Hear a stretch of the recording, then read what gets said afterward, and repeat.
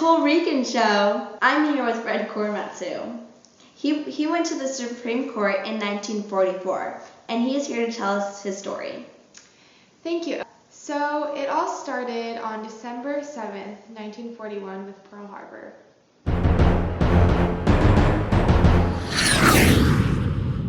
The island of Oahu in the Pacific, one of the most thickly populated islands of the Hawaiian group, was attacked by Japanese planes this morning, starting at about 8 o'clock. No one would believe when reports emanated from the two radio stations here that the islands had been attacked. But when bombs began falling in various parts of the city and in different Army and Navy posts and bases, people knew Japan was endeavoring to eradicate America's outpost in the Pacific.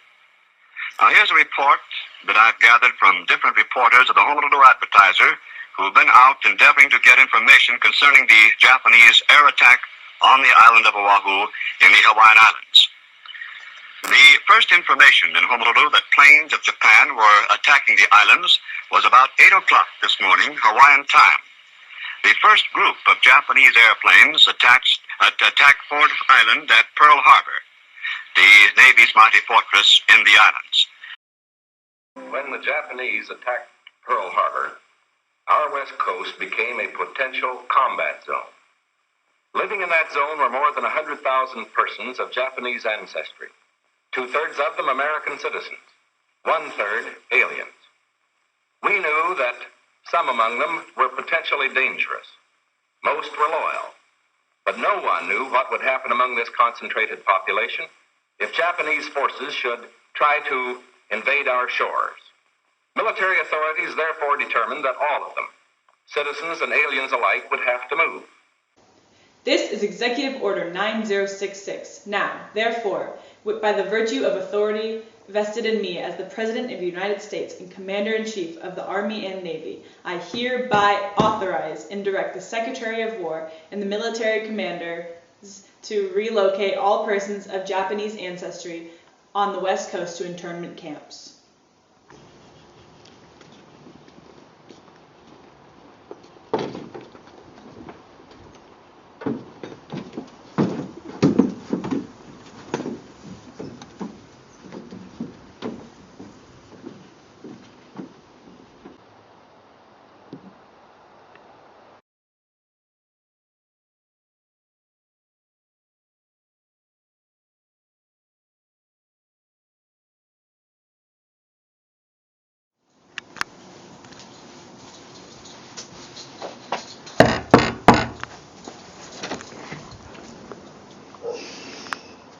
Sir, are you of Japanese descent? Yes, well, my parents are Japanese. Well, you must come with me. No! You must come with me. No! You must come with No! This is a violation of my rights! Get off of me! me. You must come with me. Put your hands behind your back, sir. No, please! No! You can't do this! This is a violation of the Constitution! No! You must come with me, sir. You have no choice. I'm taking this to court. You must come with me. This is the law declared by our president. I don't care what our president says. This is unfair. This is discrimination.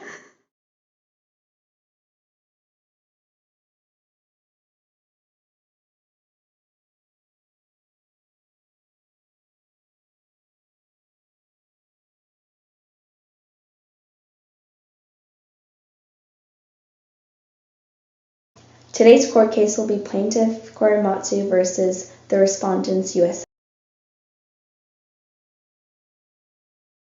I have brought the U.S. to court because I believe that the imprisonment of my people is a direct violation of civil liberties and the human rights afforded to American citizens in the U.S. Constitution.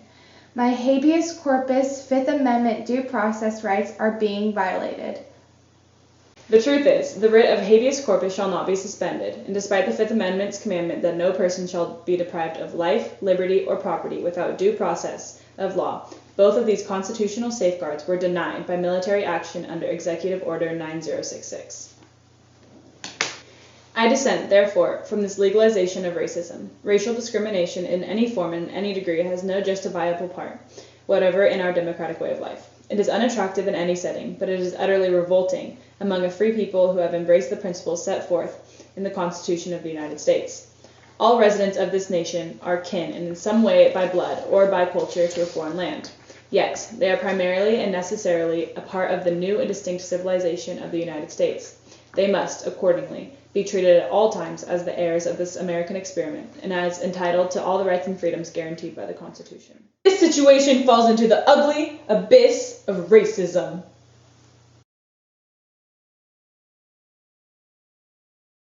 Alluding to what Justice Frank Murphy said, compulsory exclusion of large groups of citizens from their homes, except under circumstances of duress, emergency, and peril, is inconsistent with our basic governmental institutions. But retaliating when under conditions of modern warfare, our shores are threatened by hostile forces, the power to protect must be commensurate with the threatened danger.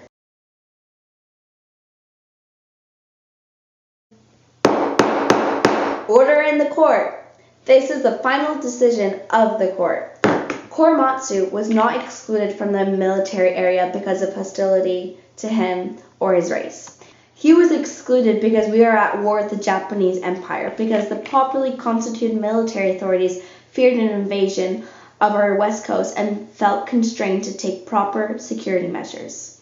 Because they decided that the military urgency of the situation demanded that all citizens of Japanese ancestry be segregated from the West Coast temporarily.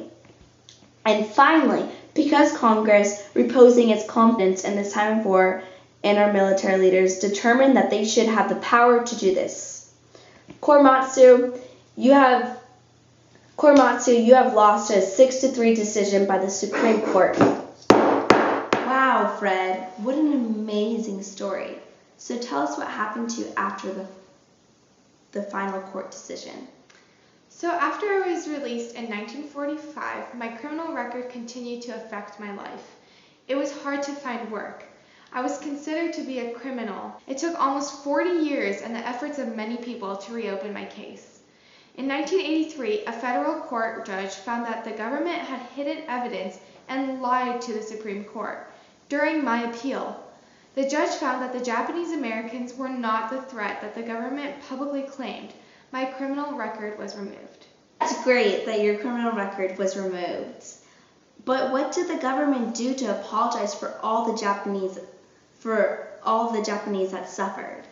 As my case is being reconsidered by other courts, again as a result of the efforts of many people across the country, Congress created a commission to study the exclusion and incarceration of Japanese Americans.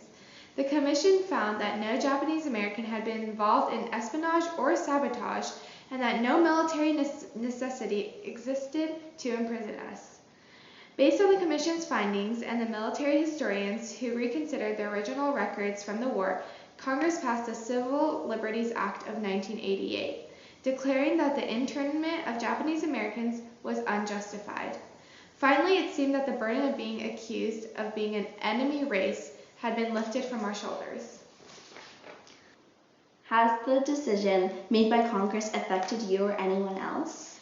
Well, now the old accusations are back. Fox News media personality Michelle Malkin claims that some of the Japanese Americans were spies during World War II. Based upon her suspicions, Malkin claims the internment of all Japanese Americans was not such a bad idea after all. She goes on to claim that racial profiling of Arab Americans today is justified by the need to fight terrorism. According to Malkin, it is okay to take away an entire ethnic group's civil rights because some individuals are suspects. Malkin argues for reviving the old notion of guilt by association. Yeah, me and Michelle have never really gotten along. How do you feel about that? It is painful to see reopened for serious debate the question of whether the government was justified in imprisoning Japanese Americans during World War II. It was my hope that my case and the cases of other Japanese American internees would be remembered for the dangers of racial and ethnic scapegoating. Any last things you want to say to our audience? Fears and prejudices directed against minority communities are too easy to evoke and exaggerate, often to serve the political agendas of those who promote those fears. I know what it is like to be on the other end of such scapegoating and how difficult it is to clear one's name after an unjustified suspicions are endorsed as fact by the government. If someone is a spy or a terrorist, they should be prosecuted for their actions, but no one should ever be locked away simply because they share the same race, ethnicity, or religion as a spy or terrorist. If that principle was not learned from the internment of Japanese Americans, then these are very dangerous times for our democracy. Thank you, Fred, for giving us insight on this issue. Everyone give a hand for Fred.